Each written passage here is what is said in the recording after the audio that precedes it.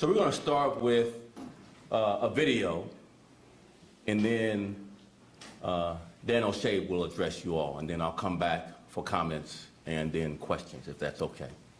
All right. Start with the video.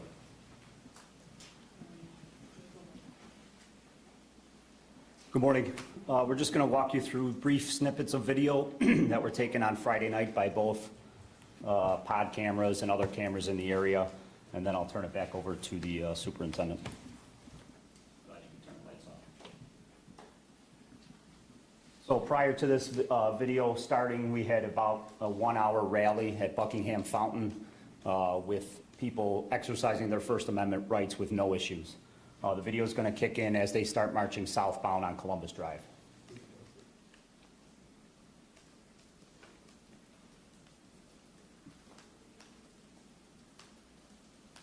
This is an overhead view that shows the group walking southbound on Columbus from Buckingham Fountain toward the Columbus statue. As you can see, there's several thousand people, and I'd like to point out the size of the banners in the front, which are approximately 5 to 6 feet tall, and all connected by PVC pipe, which will become important later on.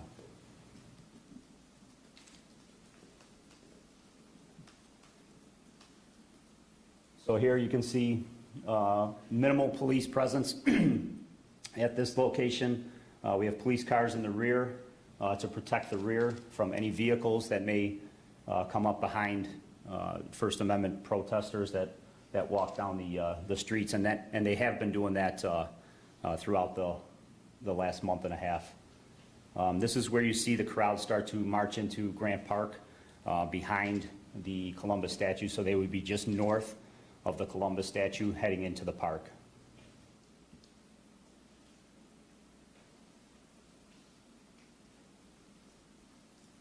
Okay, here's where we see the protests take a turn for the worse and turn into a riot situation.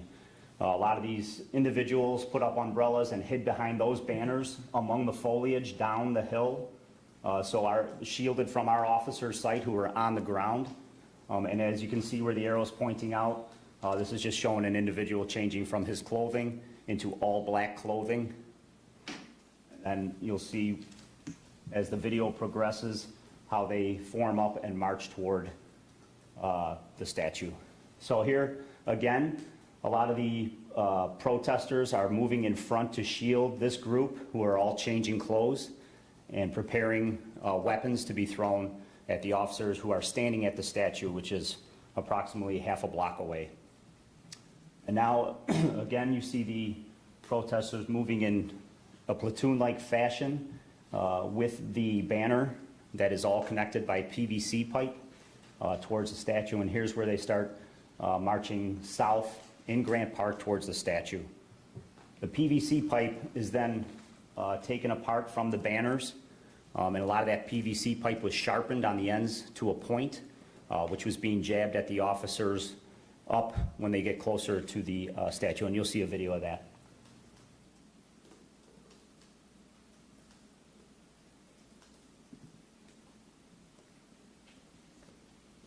Now they're forming up. You'll see the banners come down, and then they start moving.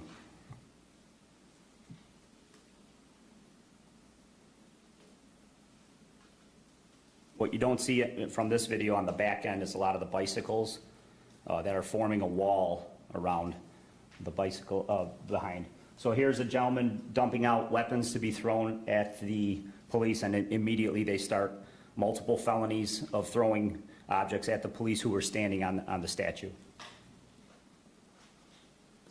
We've seen frozen water bottles, frozen cans of different types of substances, rocks, explosive devices, and then obviously here comes the PVC with the banner that was broken apart and then jabbed at the officers. I want to point out that we've had multiple protests at the statue prior to this event that were all peaceful, and we respected everyone's First Amendment right to protest peacefully, but this was not, what you're seeing here was obviously an ambush on the police officers.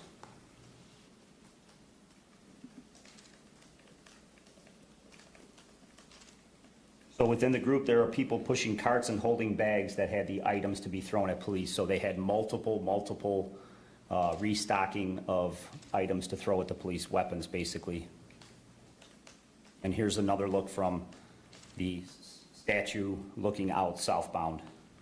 And you can just see the volume that the officers were under, the volume of attack.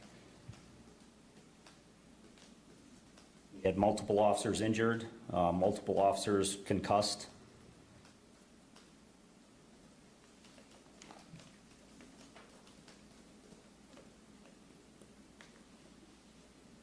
Then I'd like to point out, there's the sticks being thrown. The officers, at one point, you'll see one of the officers move over, an incendiary device or an explosive device blows up near his eye, and you can see him walk away holding his eye.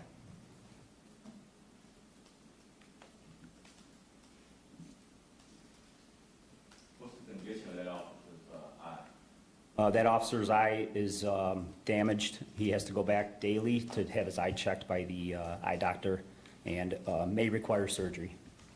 That's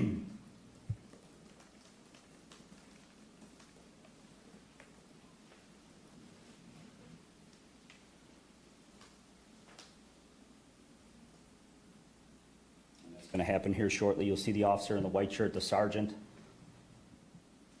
walk away holding his eye after that explosive device blew up in his eye right there. Here's more incendiary devices that were thrown at the officers. With that, I'll turn it back over to the superintendent.